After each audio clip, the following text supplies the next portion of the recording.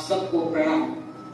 जैसा कि मैं गुरु द्रोणाचार्य ग्रुप 1 को रिप्रेजेंट कर रहा हूँ, तो कृपया आप धैर्य बनाए रखें, क्योंकि ज्ञान की बातें हमेशा हमें बोर करती है, तो आप हमारा मन भटकता ही रहता है, तो आप अपना मन स्थिर रखें। तो शुरू करते हैं।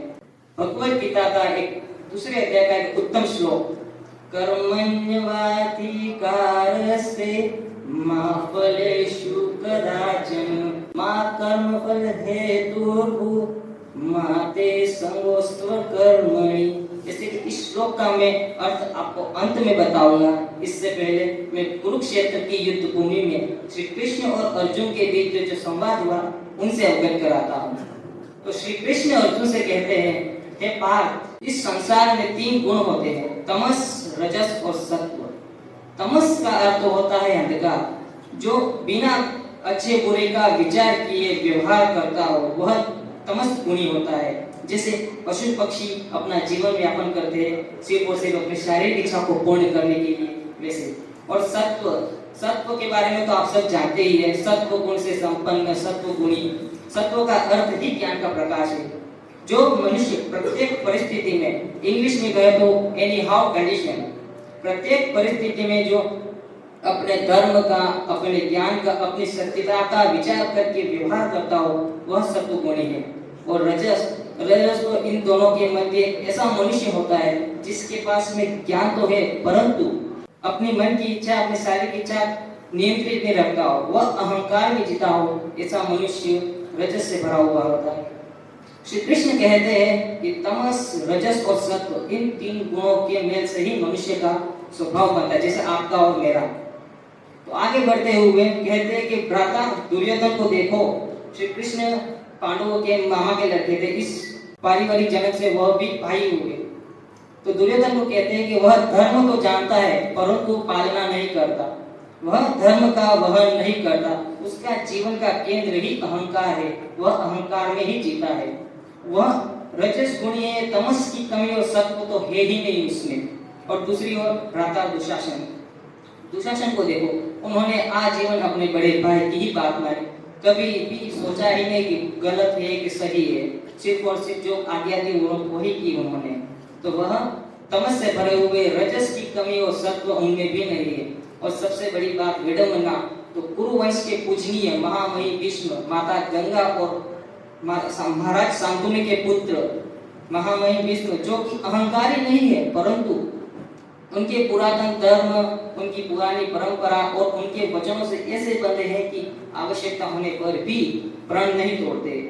अगर वह चाहते तो पांचाली के चीरहरण को रख सकते थे, उनमें सामर्थ्य था। जो विष्णु जी के अवतार परशुराम जी उन्हें नहीं हरा सके, उतने महाबली भी वह मौन खड़े रहे। तो श्री कृष्ण कहते वह भी पापी है। और दूसरी ओर महर्षि भरद्वाज के पुत्र गुरु द्रोणाचार्य, जो कि मेरा ग्रुप का नाम भी है, तो वह कहते हैं कि गुरु द्रोणाचार्य ज्ञान के साथ में अहंकारी भी है। उनके मनुष्य का ज्ञान तो मुक्ति देता है, परंतु इनका अहंकार, उनका ज्ञान उन्हें मुक्त ही नहीं होने देता। वह भी चाहते तो पांचाली के चीरहरण को रोक सकते थे, उनकी तो पुत्री समान थी, फिर उन्होंने भी नहीं रोका। तो श्री कृष्ण कहते हैं युद्ध सभा में जितने भी अधर्मी है, चाहे वह महारथी हो, चाहे वह सैनिक हो, चाहे वह सम्राट क्यों ना हो, वह सब अधर्मी है। जब अर्जुन दुखी हो तो श्री कृष्ण कहते हैं सुख दुखे समय कृत्वा लाभालाभो जया जयो ततो युद्धा युजस्व नेवं पापमवाप्स्यसि। सुख दुख को समान मानकर अगर तुम युद्ध करोगे, कौनते जय पराजय का विचार किए बिना, अवश्य तुम पाप के भागी नहीं बनोगे। यह कहने के बाद अगर तुमने युद्ध नहीं किया तो तुम भी पापी हो। श्री स्वामी विवेकानंद जी कहते हैं कि कर्म के पाप तीनों को लगता है, जो करता है, सहता है और होते हुए देखता है। तो आगे बढ़ते हुए अर्जुन कहते हैं धर्म क्या है? तो श्री कृष्ण कहते हैं मनुष्य जब अपने आप को परमात्मा के रूप में जानता हो, परमात्मा के अंश में स्वयं को पहचानता हो, वह धर्म है। क्योंकि वह जान लेता है कि परमात्मा ही सृष्टि है और सृष्टि ही परमात्मा, परमात्मा सृष्टि के हर कण कण में है। जब मनुष्य जब यह पहचान लेता है तो वह दूसरे मनुष्य या फिर प्राणी के प्रति निर्दयी व कठोर नहीं होता, क्योंकि उसे पता लग जाता है जीभ कटने से दर्द सिर्फ जीभ को नहीं पूरे शरीर को होता है, वैसे ही किसी मनुष्य को ठेस पहुंचाने से दर्द परमात्मा को भी होता है। इसके बाद में आगे बढ़ते हुए श्री कृष्ण अर्जुन से कहते हैं, कर्म ही मनुष्य को बांधता है, कर्म ही मनुष्य को बांधता है, तो कर्म का त्याग करके संन्यास लेना कितना उचित है।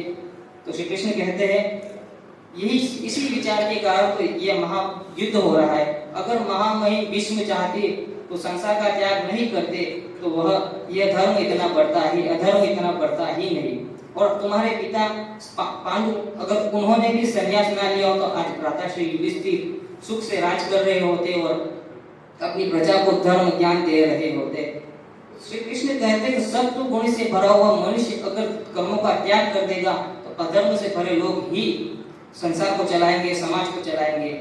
जैसे जल तो भाप बन के उड़ जाता है और कीचड़ वहीं पड़ा रहता है, वैसे सत्व गुणी तो अपने कर्मों का त्याग करके संन्यास ले लेते हैं और तमस से भरे हुए अधर्मी लोग ही समाज को चलाते हैं, कीचड़ की भांति वह रहते हैं। सर ने कल कहा था कि बहुत कठिनाई होती है किसी भी कार्य को करने में। सर का जो मुकाम हासिल किया उन्होंने, उससे ज्यादा कठिनाई तो इस मुकाम पर ठहरने में होती थी। सर मैं सच कह रहा हूँ।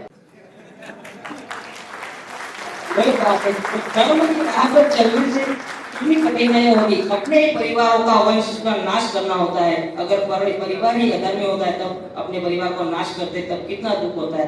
और इसी के साथ मैं अपनी वाणी को विराम देता हूँ और मैं मयूर यादव अपने हिंदू धर्म की सबसे पवित्र पुस्तक भगवत गीता को तहे दिल से नमन करता, क्योंकि उन्हीं के कारण आज हम इतना अमूल्य ज्ञान प्राप्त कर सके। प्रणाम और